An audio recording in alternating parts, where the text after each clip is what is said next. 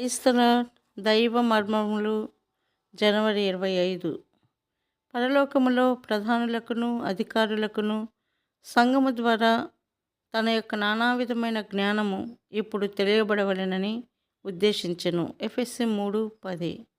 దేవుడు మందిరం యొక్క నమూనాను ఇచ్చిన దినమే దావీదు జీవితంలోని గొప్ప అద్భుతకరమైన దినము. మొదటి దిన వృత్తాంతములు 28:19.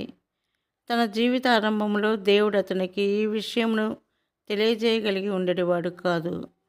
దావీదు ఆత్మీయముగా ఎదుగు వరకు దేవుడు వేచి ఉండవలసి వచ్చెను. తరువాతనే ఈ ప్రత్యక్షతను దావీదుకు ఇచ్చెను.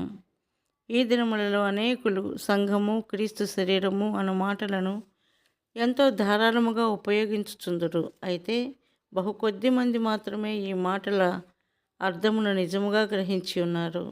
దేవుడు సంఘము కొరకై కలిగి ఉన్న నిజమైన తలంపును కొద్దిమంది మాత్రమే గ్రహించగలరు. అనేకులు ఆత్మీయమైన సంభాషణ కలిగి ఉండినప్పటికీ పోట్లాడుట, అసూయ మొదలగు తమ గుణముల ద్వారా వారేది ఎరిగి ఉన్నామని చెప్పుకొనుచున్నారో వాస్తవముగా దాన్ని నెరుగరని రుజువుపరుచుచున్నారు.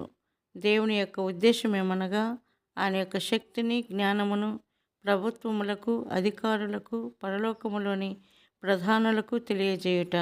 అది సంఘ సహవాసమందు బయలుపరచబడవలెనని ఆయన కోరుచున్నాడు.